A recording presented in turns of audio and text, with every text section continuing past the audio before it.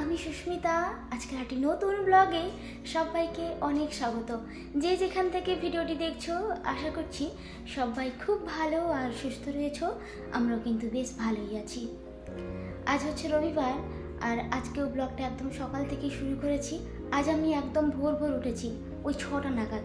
আজকে তো 5টার সময় ঘুম ভেঙে গেছিলো, কিন্তু এমনি শুয়েছিলাম। তারপর ভাবলাম না, উঠে পড়ি, দিয়ে ঘরের সমস্ত কাজ শুরু করে দিই। ছুটির দিনগুলোতে যদি একটু তাড়াতাড়ি ঘুম থেকে ওঠা যায় না, তাহলে ঘরের কাজগুলো সময় মতো হয়ে যায় আর বিকেলে একটু রেস্ট নিয়ে তারপর বেরোনো যায়। আর এখন ফ্রেশ হয়ে সবার প্রথম একটু তিতে জল খেয়ে নিয়েছি, কালকে ভিজিয়ে রেখেছিলাম। তো এখন ভাবছিলাম যে কি করব, এত তাড়াতাড়ি উঠে পড়েছি। ভাবছিলাম যে এডিট করব, তারপর ভাবলাম না, আজকে তাড়াতাড়ি করে এই রান্নাবান্নার কাজকর্মগুলো একটু শেষ করে দিলে একটু বসতে পারবো, বাড়ির সবার সঙ্গে একটু বসে বসে কথা বলতে পারবো। আর এই ছুটির দিনগুলোতে সকালে ব্রেকফাস্ট করতে করতে বেশ দুজনে অনেকটা সময় কাটাই, তো সেজন্য রান্না বসাতে অনেকটা দেরি হয়ে যায়। আর এই তো এখানে দুটো রাঙা আলু ছিল, ওটাকে কেটে নিয়েছি, আর এমনি দুটো আলু কেটেছি। তো ব্রেকফাস্টে আমি মিষ্টি আলুটা খেয়ে নেবো আর ওকে একটা বার্গার বানিয়ে দেবো। 1 পিসি বার্গার রয়েছে, ওটা ওকে দিয়ে দিলে না ওর একদম পেটটাই ভর্তি হয়ে যায়। আর সঙ্গে না হয় একটু চাটা করে দেবো আর কি। চলো এটাকে সেদ্ধ করতে চাপিয়ে দিই, দেখবো ফ্রিজে কি কি সবজি রয়েছে। কালকে তো মাছ হয়েছিল, আজকে তবে আর মাছ হবে না, আর মাংস তো এখন আনছিই না।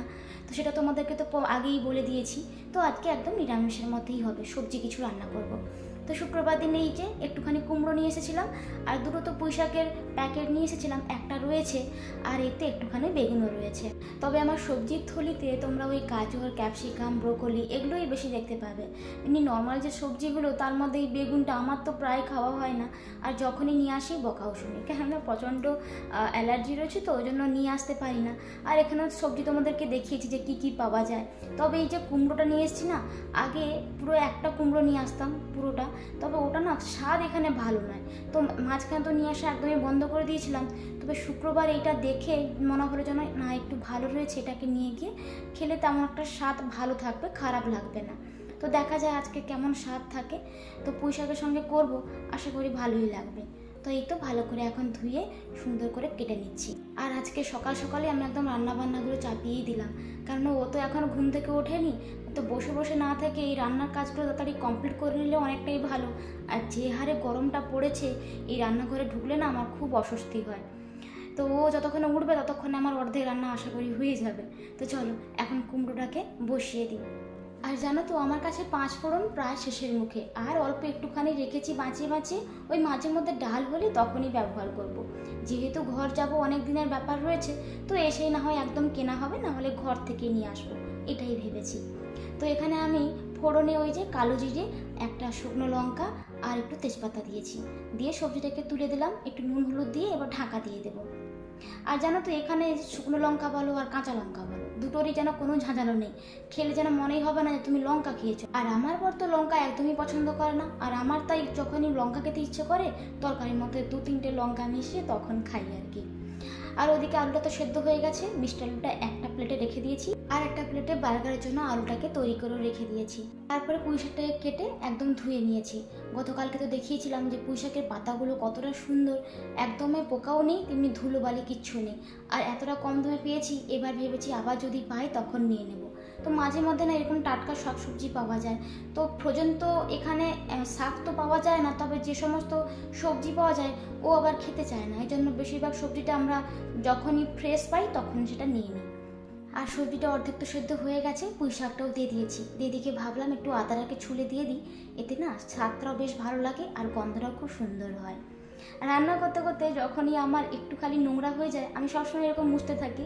তো সেদিন মমিতা দিদিভাই বলেছিলে যে আমিও কিন্তু এরকম করি, আমার কিন্তু এরকম ম্যানিয়া রয়েছে তোমার মতন। একদম ঠিক বলেছ, আমারও যদি মনে হয় যে রান্না করতে করতে জায়গাটা একটু নোংরা হয়ে গেছে, আমি পরিষ্কার না করে থাকতেই পারি না। তো এটা বলতে পারো আমারও একটা ম্যানিয়া। যাই হোক, সেদিন আমি নিয়ে এসেছিলাম এই যে আনারসটা, ওই মিষ্টির থেকে টকটা যেন বেশি ছিল, ওই জন্য একটুখানি খেয়ে পুরোটাই রেখে দিয়েছিলাম। তো আজকে ভাবলাম তার চাটনিটা করে দিই, আর আজকে যেহেতু একদম নিরামিষ হচ্ছে বেশ ভালোই হবে। তো তেল ছাড়া যেটা হয় ওটাই আমি করে দিয়েছি। আর এদিকে সবজি রান্নাটা প্রায় হয়ে গেছে, এবার একটু নামিয়ে দেবো।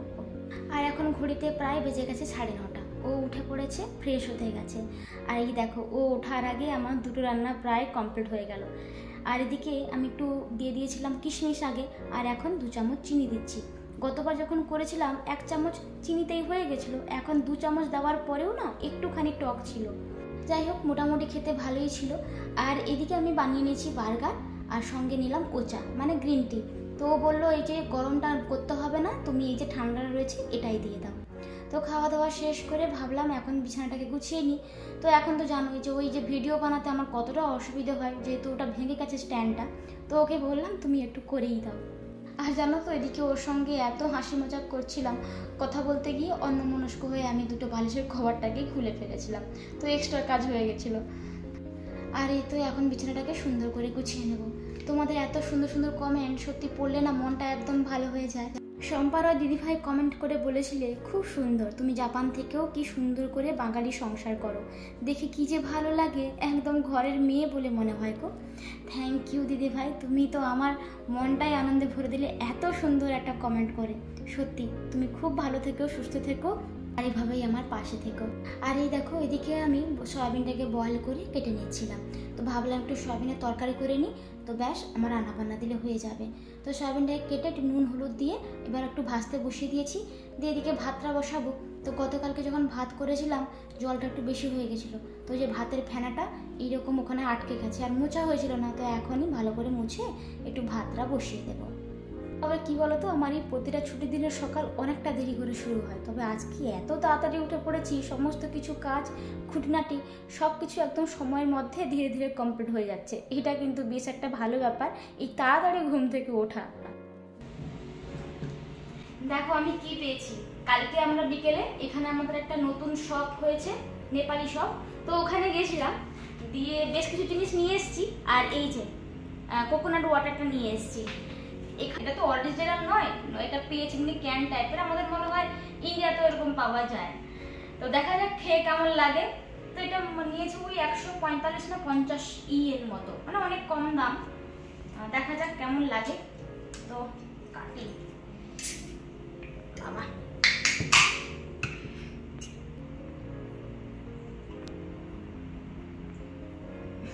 ভালো না, গন্ধ হচ্ছে একটা স্মেল, কোকোনাটের যে স্মেল থাকে না, যেমন কোকোনাট থেকে যখন তেল হলে যেমন স্মেল হয়, সেই স্মেলটা রয়েছে। মানে আসল যে নারকেলের জল, সেই জলটার তো কোনো স্বাদই নেই বলতে গেলে, দুধের স্বাদ ঘোলে মেটানোর মতো। আর তারপরে এই তো আমার সয়াবিনের তরকাটাও একদম হয়ে গেছে। এবার এটাকে নামিয়ে দেবো, কড়াইতেই থাকবে।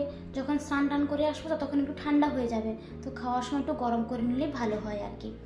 তারপরে এই তো গ্যাসটাকে সুন্দর করে একটু মুছে নেব। আজকে তো তেমনভাবে কোনো রান্নাবান্না হয়নি বা তেল ছিটকোয়নি, তো একটু হালকা একটা ভিজে কাপড় দিয়ে মুছে নিলেই হয়ে যাবে। মানে এটা শুকনো ভিজে বলা যেতে পারে, তো সেইভাবেই মুছে দিচ্ছি, কারণ এটা তো একটু গরম গরম রয়েছে ওই জন্য।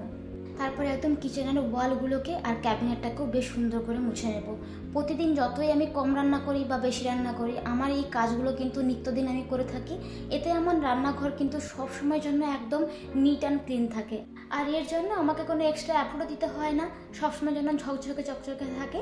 আর তার সঙ্গে আমি 4 দিন অন্তর অন্তর ফ্রিজটাকেও মুছে দিই, ব্যাস দিলেই আমার হয়ে যায়। আর এই কাজগুলো কিন্তু আমি প্রতিদিন করে থাকি, আমার যত দেরি হোক যাই হয়ে যাক না কেন, এই কাজগুলো থেকে কিন্তু আমি কখনোই নিজেকে ফাঁকি দিই না। আর তার সঙ্গে কিচেন টাওয়ালগুলোকে একদম ভালো করে ধুয়ে দিচ্ছি সাবান দিয়ে। অ্যাকচুয়ালি না, এটা আমি দুপুরবেলা ধোয়ার সময় পাই না, আমি বেশিরভাগটা রাত্রিবেলা ধুয়েই শুকিয়ে দিই, তো আজকে সময় ছিল বলে করে দিয়েছি। আর তার সঙ্গে ভাবলাম ডাস্টবিনটাকেও একদম ক্লিন করে দিই। কালকে এটা কাজটা করতাম, কিন্তু সোমবার দিন আমার অনেক কাজ থাকে, তো ভাবলাম একটু কাজটা আজকে এগিয়েই রাখি। তো চলো, এবার আমি স্নান টান করে পুজো টুজো করে চলে এসেছি, আর ভাতটাও সুন্দর করে পরিবেশন করে দিয়েছি। তো চলো এবার বসে তাড়াতাড়ি করে খেয়ে নেওয়া যাক। এই তো দই নিয়েছি, চাটনিও নিয়ে নিয়েছি, চলো। আর এই তো এখন বেজে গেছে প্রায় 4:30 মতো, এবার বেরোবো। তো তার আগে এই জামাটা পুরো বলে একটু আয়রন করে নিচ্ছি। আমি না জামা কাপড় তেমনভাবে একটু আয়রন করি না, কারণ করার প্রয়োজন পড়ে না। তবে এই জামাটা এখানে আসার পর জাস্ট একবারই পরেছি, আর এত মুড়ে গেছিলো ওই জন্য ওটাকে একটু আয়রন করে নিতে হচ্ছে। তো চলো এখন একদম রেডি হয়ে গেছি, বাইরে বেরিয়ে পড়েছি। আজকে যাব একটু হাওয়া খেতে, ওই যে একটা রাস্তা আছে ওই নদীর ধার দিয়ে, ওইখানেই যাব। আর তার সঙ্গে তোমাদেরকে পুরো জায়গাটা একটু ঘুরে দেখাবো। আমার তো এই জায়গাটা ভীষণ ভালো লাগে। এখানে অ্যাকচুয়ালি রাস্তাঘাট সমস্ত কিছু এত পরিষ্কার পরিচ্ছন্ন পরিপাটি, দেখতেই যেন ভীষণ ভালো লাগে। আর জানো তো এই যে ড্রেনটা, এখানে একদমই জল ছিল না, এখন দেখছি জলে একদম ভর্তি হয়ে গেছে। তো চলো এখন এই রাস্তা বরাবর আমরা সামনের দিকে এগিয়ে যাই। এই জায়গাটা আমার এত বেশি ভালো লাগে, কি সুন্দর নদীর পাড়, এদিকে ধারে ধারে কি সুন্দর ঘরগুলো রয়েছে, এই রাস্তা ভীষণ ভালো লাগে। আর এত সুন্দর হাওয়া দেয়, এত সুন্দর হাওয়া দেয় বলার বাইরে, ভীষণ ভালো লাগে। এই জন্য এখন তো প্রচুর গরম পড়েছে আর আজকে ছুটিটাও আছে, তার জন্য ভাবলাম যে এই জায়গাটাতে এসে একটু হাওয়াটা খাই। চলো ওই যে সামনেটাতে যাই, ওই গাছটাতে কি সুন্দর ফুল ধরেছে জানো তো, চলো গিয়ে দেখাই তোমাদেরকে। ভীষণ ভালো লাগে এই জায়গাটা। কিছুটা রাস্তাটা একটু রোদ্দুর লাগে, তারপরে আর না অতটা রোদ্দুর লাগে না। এই দেখো কি সুন্দর, ভীষণ ভালো লাগে। এই যে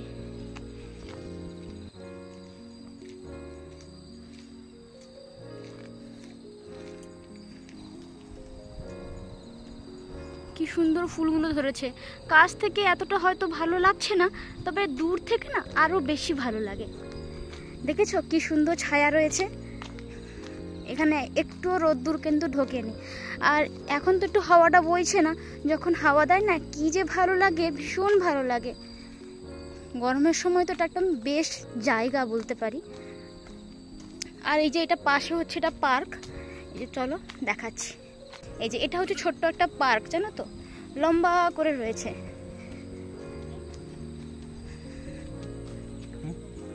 সবাই খেলছে।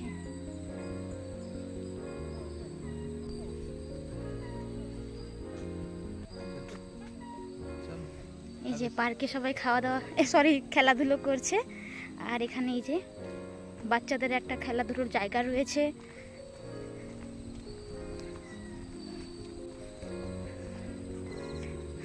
ওই সামনে গেলে না একটা বসার জায়গা রয়েছে, তো ওখানেই একটুক্ষণ বসবো।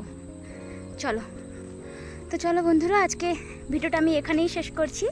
আর যদি তোমাদের কিছু ভালো লেগে থাকে তাহলে অবশ্যই সেটা কমেন্টে জানিও। তো চলো সবাই ভালো থেকো, সুস্থ থেকো, বাই বাই।